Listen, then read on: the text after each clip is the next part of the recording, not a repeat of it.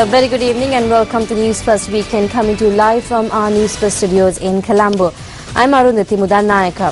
3 incidents of election violence have been reported within 3 days of the proclamation of a presidential election. What actions have been taken by law enforcement to mitigate the situation? Well, we have a comprehensive report coming up on the bulletin. But before that, here's a look at the stories making headlines this evening.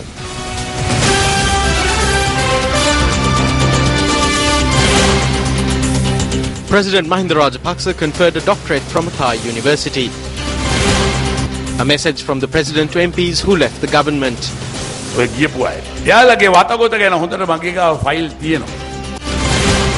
Ranil Wickremesinghe pledges support to the government to abolish the executive presidency.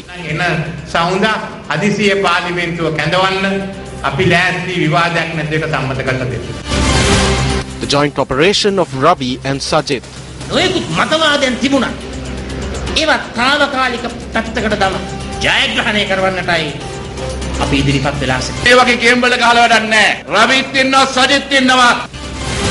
A green light from the government for MPs who crossed over.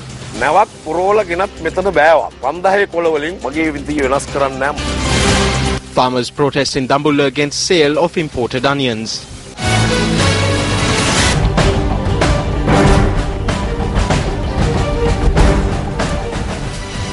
The enshrining of the sacred relics in the Sandahiru Saya in Anuradhapura was held today under the auspices of President Mahinda Rajapaksa.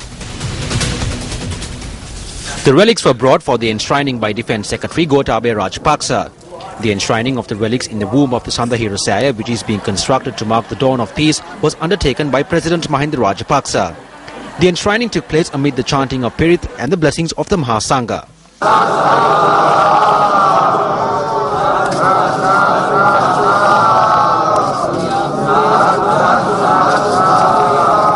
Meanwhile, President Mahinda Rajapaksa also paid homage to the Jayashree Mahabodhi in Anuradhapura this morning. In a separate development, President Mahinda Rajapaksa has been conferred a doctorate by the Surendra Rajabhat University of Thailand, which functions under the patronage of the King of Thailand, in appreciation of his service to the Sambuddha Sasana. This is incidentally the first instance at which the university has bestowed this honour on a head of state. The conferring of the doctorate took place parallel to the enshrining of the sacred relics in the Sandahiru Saya. President Mahinda Rajapaksa also declared open the renovated Anuradhapura-Trincomalee road today. The 101-kilometre stretch of the A12 highway between Anuradhapura and Trincomalee was declared open. We are not vengeful people. We do not wish to exact vengeance from anyone. Chandrika had reduced the SLFP to 57 seats when she handed it over to me. I raised that number to 127 and now I have come before you. Today we have 160 seats in Parliament. Several people must leave and my door is the same today. I said in the past that it was like a saloon door and that people could come and go. So these people come and go. This is not something that happened to me alone. What did C.P. De Silva do back then? Even that was in Minneria. It was in the Polonnaruwa district in 1964.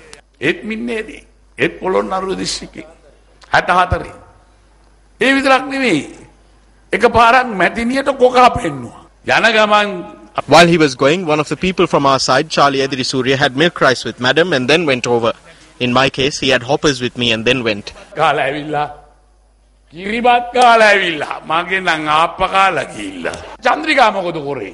did Chandrika do? Even she left, madam. She went and formed her own party.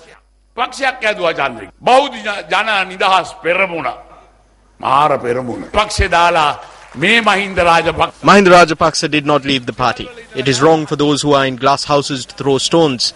People have always come and gone. Those who went have never fared well, but those who have come had definitely fared better. But I will say one thing clearly. I have files on all the actions of those who left, but I will not use them. I am not a person who would use them.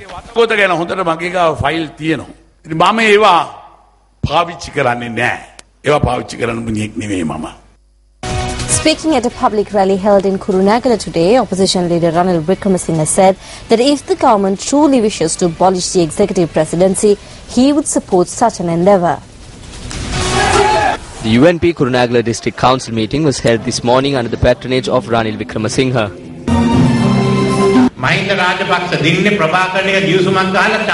Mahinda Rajapaksa won after striking an agreement with Prabhakaran by preventing voters from voting. Afterwards, he went to war and began increasing his powers, saying he would return those powers after the war. What did he do after the war? He imprisoned Sarath Fonseca, who stood against him. He took away media freedom.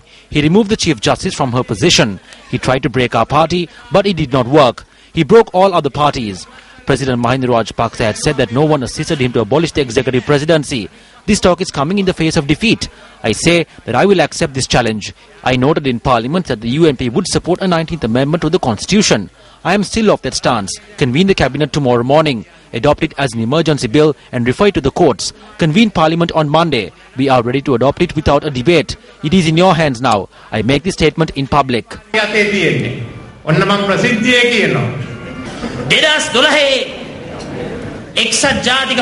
At the 2012 convention, I said that I would lay my life on the line at an upcoming presidential election to make the leader of my party, the leader of the United National Party, Ranil Wickremesinghe, victorious. මගේ පක්ෂයේ නායක එක්සත් ජාතික පක්ෂයේ නායක රනිල් වික්‍රමසිංහ මැතිතුමාව ජයග්‍රහණය කරනවා කියන යෝජනාව.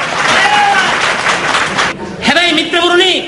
However, my friends, today the leader of the UNP and the working committee have unanimously decided to sacrifice the presidential candidacy for Maithripala Sirisena. My personal view is that even today, I dream of a UNP president. The UNP is not an entity that was built to Sajith Premadasa like a land deed. It is not my personal inheritance. There may be contradicting views and ideas, but we can cast aside those views temporarily. We will cast aside those personal agendas and personal privileges and benefits in order to achieve victory for the goals of the people. That is what we have come forward for. ජයග්‍රහණය කරවන්නටයි අපි ඉදිරිපත් වෙලා සිටින්නේ. ආණ්ඩුව 51 ගමනක් මාව වෙලා තියෙනවා. The government has approached me on 51 occasions. There may be people on our side who want me to go too. Even 2 days ago, they came and asked if Ravi was going. This morning when I came here, they were even trying to send off my friend Sajith Premadasa. This is astounding. I wish to say now that these games of pitting Ravi against Sajith and Sajith against Ravi will not work. The pair of us will not go. Ravi will stay and Sajith will stay too.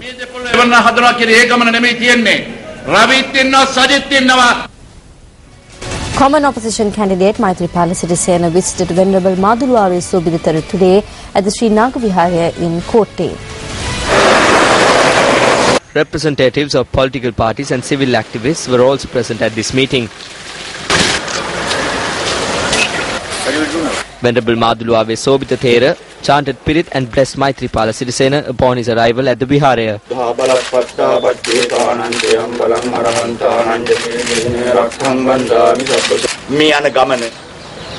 There will be immeasurable hardships on this journey. Bear all of this and do not hold hatred towards anyone. Do not be angry towards anyone. Do not assassinate anyone's character. This is not a personal victory. Let us resolve to make this a victory of policy.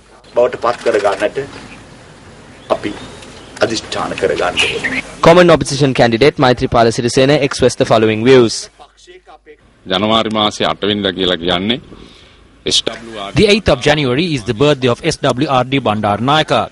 At this election being held on the day of late Bandaranaike's birthday, we have united with the United National Party and fraternal political parties with the backdrop of the public victory in 1956 and the historic victory of 1970 to bring forth a transformational era. The group, including Maithripala Sirisena, then held discussions with Venerable Madhuluave Sobhithara.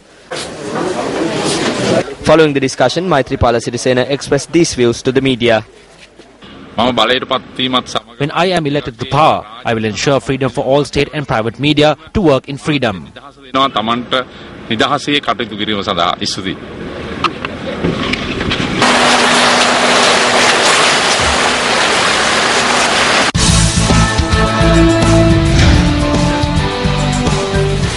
A mere 3 days have passed since the proclamation of the presidential election, and already 3 incidents of election-related violence have been reported. The first incident reported was a clash between a group of UPFA supporters and UNP supporters in Mavathagama Kurunegala the day before yesterday. No arrests have been made as yet. The attack had taken place parallel to a felicitation ceremony organised for the opposition leader of the North Western Provincial Council, J.C. Alawattuwala, who was appointed the UNP's chief organiser in the electorate. Our reporter says that while the group arrived in procession to the Mawatagama town, they were disrupted by a group of people near the UPFA office in the town and that they were attacked on the way back. UNP North Western Provincial Councillor M.S. Pereira, who was wounded in the clashes, has been discharged from the Kurunagal Teaching Hospital after receiving treatment. One person who was shot and wounded while celebrating the announcement of the common candidate in Maggonaberuwala continues to receive treatment at the National Hospital in Colombo. Meanwhile, the home of an urban councillor in Wattegama was attacked last night. The home of UNP councillor Dinusha Liyanage in Uduravana was attacked. The councillor and his father were not at home when the attack occurred, and the suspects had fled when the residents shouted for help. While a complaint has been lodged with the Wattegama police, no arrests have been made as yet. When Maithripala Sirisena was announced as the common candidate, the people of Paharadumbara and Wattegama joined with us to celebrate and light firecrackers. I believe that a faction which could not bear to see the people joining in carried out this attack. We do not expect this from gentlemanly politics. Minister Nima Siripala De Silva commented on the series of violent incidents that transpired within days of the proclamation of the presidential election. We do not approve of these attacks. This happens all the time. The police and the authorities should take the necessary steps. However, as politicians, we will never approve if another politician is attacked. The role of the common candidate was criticised at a Sri Lanka Freedom Party press briefing that was held in Colombo earlier today. They have left the party. This is an unorganized organization. You can call it impure as well, but it's an unorganized organization. They're going to abolish the executive presidency system and they're going to make Ranil sit in the chair of the executive prime minister. Then what is the chair Maithripala is going to sit on? Now a problem arises with the chairs.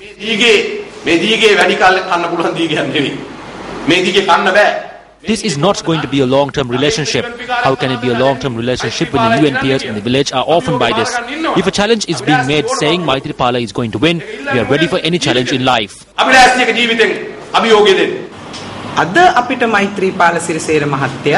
Maithripala Sirisena is upon to bring Ranil Wickremesinghe into power. As a Minister of the Cabinet, I certify and I state responsibly that from this point onwards, the party will not be betrayed and we will not get entrapped in those conspiracies.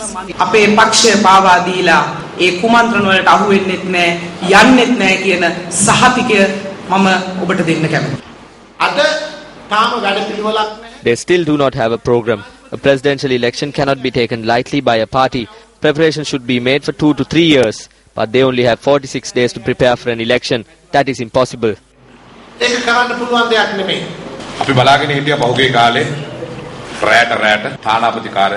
We were watching in the recent past as telephone conversations were being held between embassies and Chandrika. It was a puzzle as to who the common candidate was. We knew that the common candidate was chosen by a few ambassadors as per the instructions they received from higher places. They said 40 will come. They said first that 20 will come. They've been calling from morning and no one came. Eventually, 6 people sat down. Who are these 6 people? We shouldn't be surprised if 2 people from those 6 come back and sit on this side. They are individuals who crossed over and are panicking and are depressed.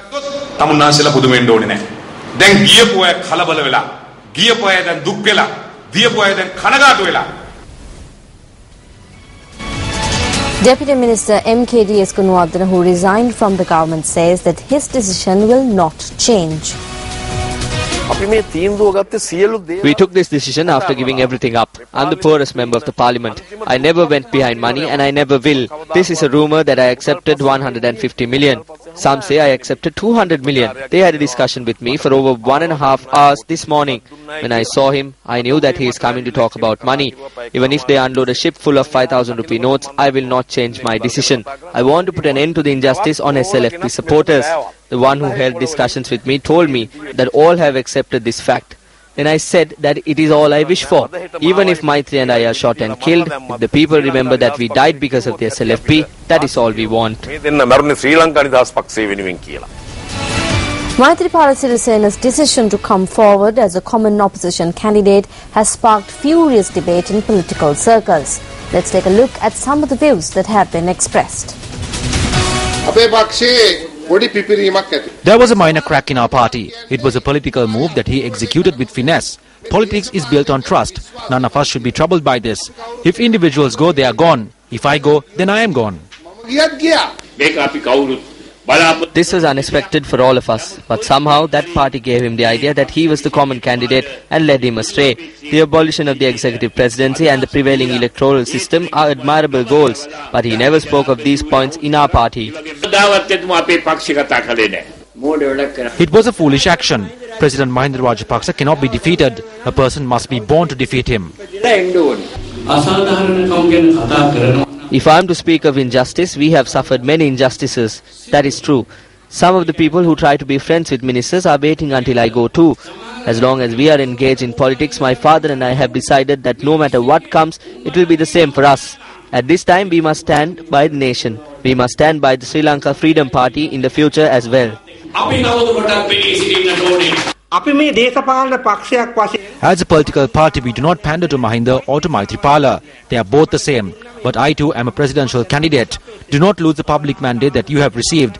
I wish to tell you that if the executive presidency should be abolished, then I am the only suitable person to do it. The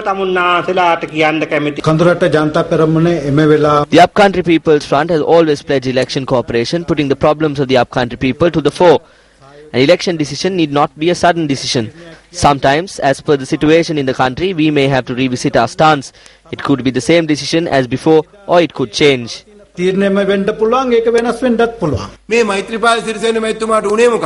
happened to Maithripala Sirisena? Some women get angry and then leave home. When they leave, they go with whoever waves at them. Or they stay at home and give secret signals and then go. When they leave, where do they fall? They fall into the brothel. This conspiracy did not start today. Some may think that we were unaware.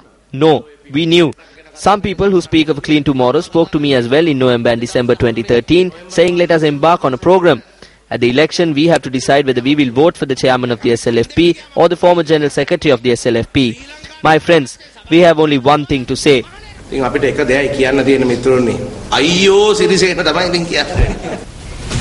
Numerous complaints were received from our viewers last evening regarding disruptions of Sirasa TV, Shakti TV and MTV Sports, which come under MTV Channel Private Limited on Pure TV and Dialogue TV. This disruption were experienced while preparations were underway for the Satana political debate program, at which Maithripala Sirisena was also a participant. The service disruption came up at several media briefings held today. A grave incident transpired yesterday. Either Sri Lanka Telecom, which owns and operates the Pure TV service, or Dialogue Telecom, which obtains services from Sri Lanka Telecom, which are both services paid for by the public, disrupted the transmission of private television channels and blocked them, depriving the people of their right to view their telecasts. A grave mistake has been committed. At a time when a presidential election has been announced, the candidates contesting in the election and the political parties involved in it have been deprived the right of communicating their views to the people through the free media. The accusation has been levelled at either Sri Lanka Telecom, which provides the Pure TV service, or Dialogue Telecom, which obtains the service and sells it to the people.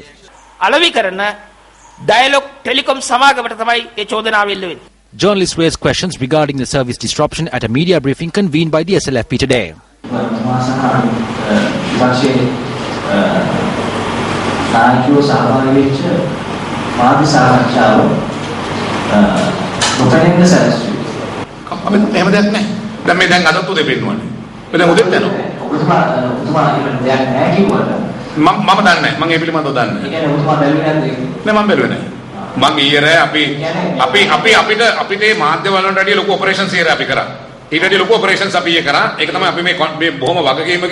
full confidence with අපි කතා කරන්නේ මම අදෝදේ බැලුවා ඊයේ බලන්න බැරි වෙච්ච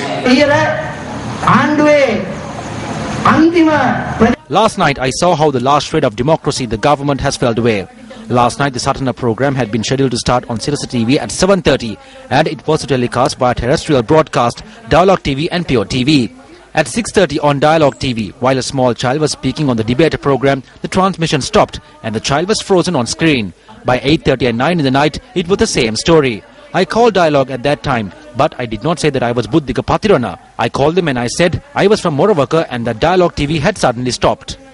So when I spoke to Dialogue, they said that the transmission has been stopped by Sirasa. So I said that a few other channels have also been blocked and asked him if they too have been blocked by Sirasa. Then they are saying it is a satellite-related issue. So we came to the conclusion that Dialogue TV runs via satellite, and if there is an issue with the satellite, there is no Dialogue TV. But then Pure TV transmits through the internet and phone lines. How did both of these simultaneously stop transmitting?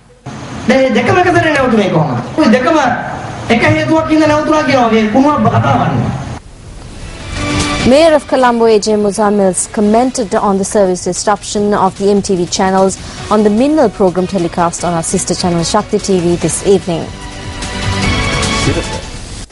The common candidate appeared on the Satna program on Sirasa TV for the first time. Sirasa and Shakti created enthusiasm for the media in this country. I'm thankful to the Sirasa Media Network for doing this. Yesterday's incident shows how much pressure they will bring to bear at the election. Technology is very advanced today. They have forgot about this when they took this action. Following the revelation of the common candidate, there has been great shock. How will the minorities act at this election? It could be Tamil or Muslim, but every person has to think hard before taking a decision. Therefore, the correct information must be disseminated to the people. Last night's disruption of Sirasa TV, Shakti TV and MTV Sports on Dialogue TV and Pure TV services prompted an outpouring of comments on social media. We have a comprehensive report on this story later on in the news. Moving on to other local stories, the Sri Lanka Muslim Congress says it will reach a decision on whom to support at the presidential election after the candidates have put forward their manifestos. The party reached this decision at a meeting held today. Members of Parliament and the Provincial Council representing the Sri Lanka Muslim Congress met this morning and deliberated for nearly 5 hours in connection with the stand to be taken by the SLMC at the forthcoming presidential elections. The consensus was reached by the members that we should go through the manifestos of the prospective candidates and then make a decision on this matter. Therefore, we adjourned to meet again after the publications of the manifestos, and then we will submit a recommendation to our decision-making body, the High Command of the SLMC. In business news this evening, Biganian farmers in Dambulla staged a demonstration today to protest the sale of imported Biganians at the Dambulla Economic Centre. The protest prompted the temporary closure of the A9 highway.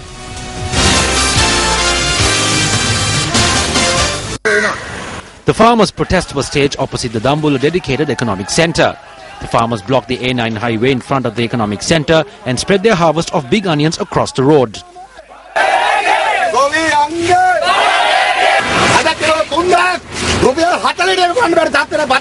The farmers lament that the sale of imported big onions at the centre has made it difficult for them to secure an appropriate price for their crop. We do not need imported onions. We have onions sufficient for 3 whole months. These rulers are not looking into this. Get a minister to come here and see the amount of onions we have. Our reporter says the farmers staged a protest march to the Dambulla town, whereupon they were met by the Assistant Superintendent of Police in Dambulla, who contacted the Minister of Cooperatives and Internal Trade, Johnston Fernando, over the phone. The farmers were given an opportunity to present their problems to the minister.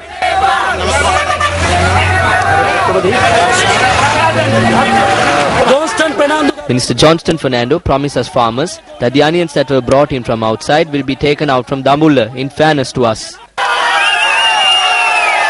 Following the minister's pledge, the protesting farmers dispersed. I clearly explained to these farmers that the sale of imported onions within the economic centre will be prohibited. But for now, I have advised the police to resolve this matter.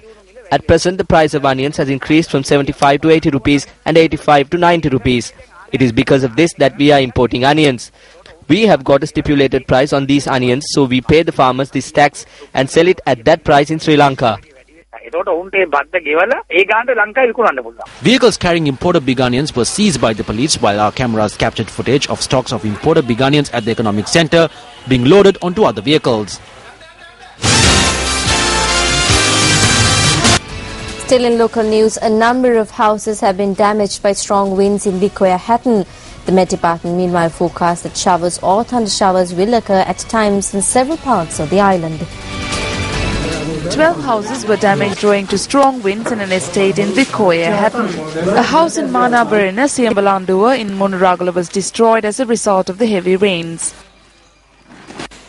The water levels of the reservoirs belonging to the irrigation department have gone up by up to 40% due to the persisting heavy showers. A number of reservoirs in the Anuradhapura district had reached spill level this morning.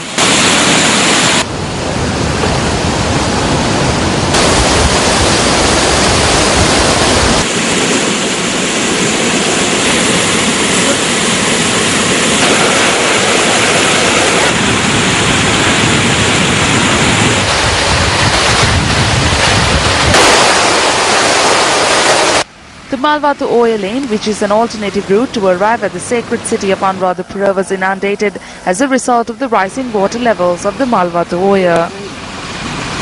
Here with News First, and up next is a look at Action TV.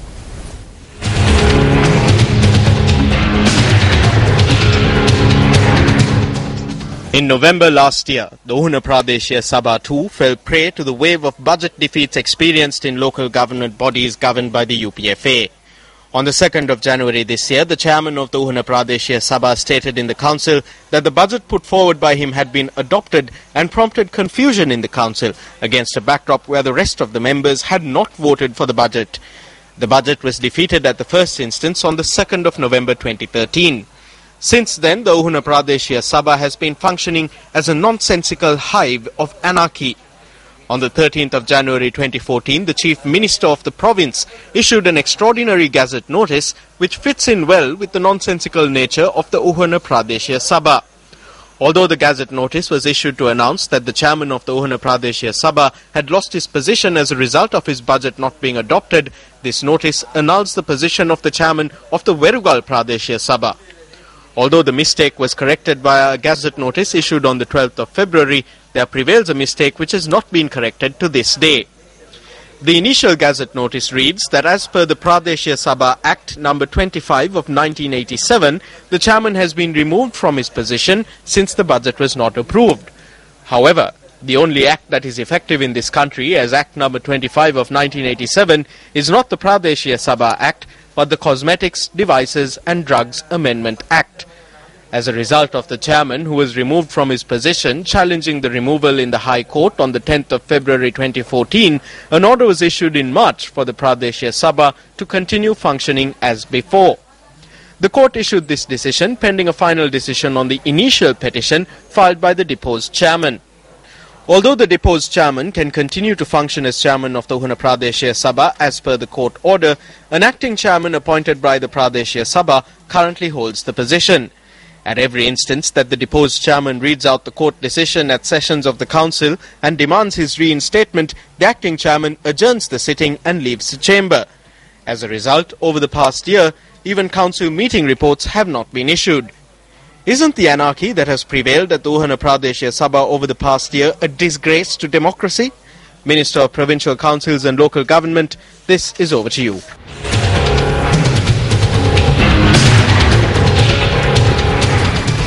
The only female bus driver on the Southern Expressway bus service staged a protest atop a tower today, claiming that she was not being given sufficient turns at the wheel. This woman is employed as a driver on the Matara Maharakama passenger transport bus service on the Southern Expressway. She had arrived at the Matara bus stop at 4:30 am today in line with her pre-scheduled roster. However, she says that she was not allowed to drive in line with her roster. She climbed the tsunami warning signal tower in Matara and staged a protest against the continuing injustice. She ended her protest following discussions with Minister Chandrasuri Gajadhira and Minister Sanath Jayasuriya, who visited the scene.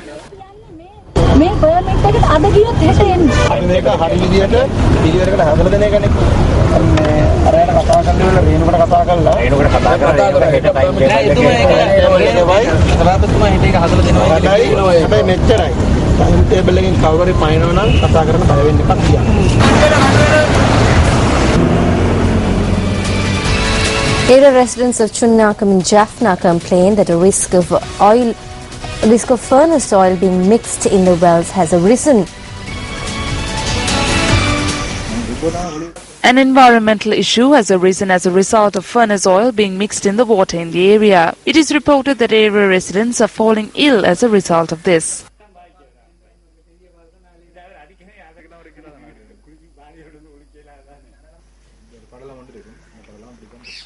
I am a farmer. I built a house on a plot of land I bought. I fixed a tube well as well. The water in the tube well is mixed with furnace oil. The water cannot be consumed. We drink water that is being brought from outside. Our cultivation is at risk. We do not have water to drink. Some say if you drink this water, your kidneys will get damaged. We receive water from the Pradesh Sabha, which is only sufficient for drinking. We do not have water to bathe, for cultivation or even for the animals. Everyone is warning us that we will get ill. We have informed the officials, yet we have not received any response. There has been no response from the politicians as well. It is suspected that the fuel that is mixed in the water is from the Chunnakam power plant. If you bathe with this water, you get a rash. Everyone, including children, get ill. If you stop this now, a solution could be given to this at least in another 5 years. If they continue to do this, it could be viewed as a planned act and not a mistake. When an inquiry was made from officials at the Chunnakam power plant, they stated that they have received complaints related to the matter.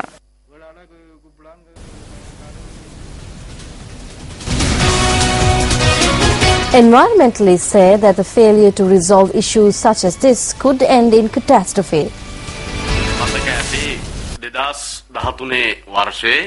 Last year, the attention of the people was focused on the pollution of water in Ratupaswala because of a factory. Now we hear of the pollution of water in Chunnakam, Jaffna. If natural resources, especially water, are being destroyed because of human activity, it is very wrong. Water is the lifeblood of life itself. I wish to tell the authorities to not allow this area to become another Ratupaswala and to take action immediately to ensure peace and well-being for the people in Chunnakam and the flora and fauna there too.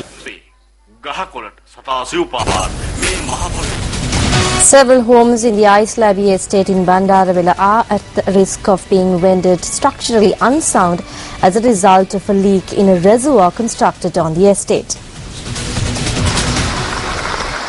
207 people from 44 families live in homes surrounding this reservoir in the Aislabi estate. They claim that the reservoir was constructed several years ago, notwithstanding their protests.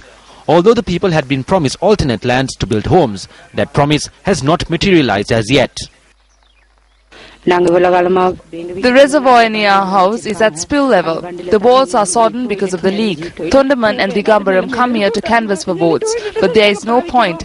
They tell us not to stay here if the rainfall is at 75%. How are we to know that it is at 75%? Look at these damp walls. If I push, it will collapse. We are in fear day and night. We are afraid to leave the children at home and go to work. I turned back from work today as well because of this fear. People who were evacuated from this area owing to the risk of a landslide have been returned to the same location. The people point out that since the walls have become structurally unsound owing to the leak, their homes could collapse at any moment. Last night's disruption of Sirasa TV, Shakti TV and MTV Sports on Dialogue TV and Pure TV services prompted an outpouring of comments on social media. We now have News First Nadeem Majid joining us from the newsroom to give us a comprehensive report on this. Nadeem? Thank you, Arundhati. Well, last night's disruption of Sirasa TV, Shakti TV and MTV Sports on Dialogue TV and Pure TV services prompted an outpouring of comments on social media. Here are a selected few comments from the thousands that were posted on Facebook. One commenter said, quote, and I quote, "Finally, SLT and Dialogue get together to cheat the people," unquote. Another said, quote, "Dialogue is naked," unquote. Yet another comment reads, quote, "I am most disappointed that Sirasa, Shakti and MTV have been shut off on Dialogue TV. Where is your backbone?" unquote. And finally, quote, "Shame on you. We are paying for what we want, not what you want," unquote.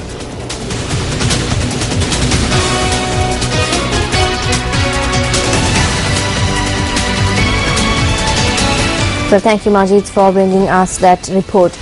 An international Buddhist conference titled The Evolution of Buddhist Stupa was held in Anuradhapura yesterday. The conference was organized by the Bhikkhu University of Sri Lanka under the sponsorship of the Ministry of Defence and Urban Development, parallel to the enshrining of the sacred relics in the Sandahiru Saya. The event saw the participation of the Chief Prelate of the Ramanya Mahanikaya, Most Venerable Napana Prema Siritera, Most Venerable Niyangoda Vijita Siritera, and the Vice Chancellor of the Bhikkhu University, Dr. Venerable Tummulle Silakanda Thera. Major General Paritha Pereira and Professor Nimalji Silva from the Kalani University were also present at the occasion.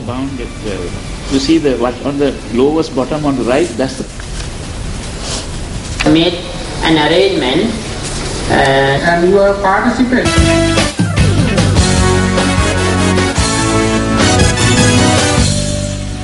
Let's take a look at some sports news in brief. Australia won the final ODI against tourist South Africa today by 2 wickets. Batting first at the SCG, the Proteas posted 280 runs for the loss of 6 wickets in their allotted 50 overs. However, due to a rain disruption, Australia were given a revised target of 275 in 48 overs. Australia reached the target with 2 wickets to spare. Aaron Finch and Shane Watson were the pick of the Aussie batting lineup with 76 and 82 runs respectively. Australia ended the 5-match ODI series with 4 wins and 1 loss. This venue for South Africa. The warm-up match between Sri Lanka A and England, scheduled to be held at the Pisara Oval in Colombo, was washed out today.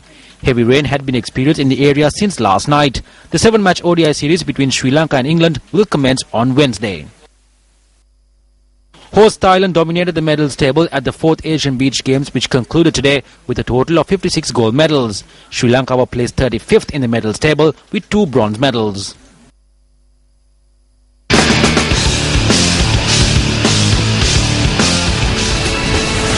The Sri Lanka Audit Service Association has called on President Mahinda Rajapaksa to remove Mahindananda Aluttgamage from the position of Sports Minister. The association made this request in a letter addressed to the President, citing the arbitrary transfer of the Chief Audit Officer of the Sports Development Department. On the 26th of October, the Bitter Truth questioned as to whether there was a conspiracy behind the sudden removal of Anura Jayavikrama as the Secretary to the Ministry of Sports. The All Ceylon Sports Officers Association charged that the removal of the Secretary was intended to debilitate an investigation into the Director General of Sports. The inquiry into the Director General of Sports was prompted by a written submission made by the Chief Audit Officer to the Secretary to the Ministry, highlighting 5 accusations against the Director General of Sports. At that point, it was only the Director General of Sports that was bound to respond to the inquiry. She has violated the financial regulations issued by the Secretary to the President from the Presidential Secretariat, and the Chief Accountant, who is under her, had reported this to the Sports Secretary. When this matter was taken up for investigation, you can imagine the extent of her power when considering what we are saying. Her powers were used to transfer the Ministry Secretary and suppress this investigation. A notable feature of this incident is that the Chief Audit Officer who called for the investigation has also been given a transfer. The transfer was confirmed by Director General of Sports Ranjani Jayakodi today. When Sports first made inquiries, Jayakodi noted that an investigation had been initiated into the Chief Audit Officer regarding a fraud of 8 million rupees at the concluded National Games. She added that the Criminal Investigations Department has commenced an investigation based on a complaint lodged by her. She said that the Chief Audit Officer was transferred in order to prevent any obstruction of that investigation. Nevertheless, responding to a question posed by a journalist at a recent media briefing, the Director General of Sports herself testified to the Chief Audit Officer's honesty. I do not make any accusation against him regarding this complaint. I called him and told him that it was okay that he had done this to me and that I would not do the same to him. I maintain to this day that he is an honest man. The Sri Lanka Audit Service Association does not approve of the transfer of the Chief Audit Officer, who was the subject of praise from the Director General of Sports. In a letter addressed to the President, the association's president says that the transfer was issued as the Chief Audit Officer failed to comply with the narrow aims of the Sports Minister and the Sports Director. Here is an extract of that letter. What is surprising here is that the Director General of Sports Ranjani Jayakodi, who is accused of financial fraud, is retained in her position, while Chief Audit Officer who put forward the allegations has been transferred. It has become the Minister's duty to side with the Director General Ranjani Jayakodi whenever impropriety occurs at the Sports Ministry. Chief among this is his intervention in the investigation into her and his providing responses to this investigation. The incidents occurring at the Sports Ministry at present are not conducive to the public service or to sports in general. Thereby, I kindly request that the Sports Minister who has been giving leadership to this be removed from his position immediately. End of extract. What steps will the Minister of Sports take to ensure the just hearing of accusations against the Director General of Sports and the Chief Audit Officer? Does the Sports Ministry not have an investigation process which is equal to all because of the need to protect loyalists? Open for debate.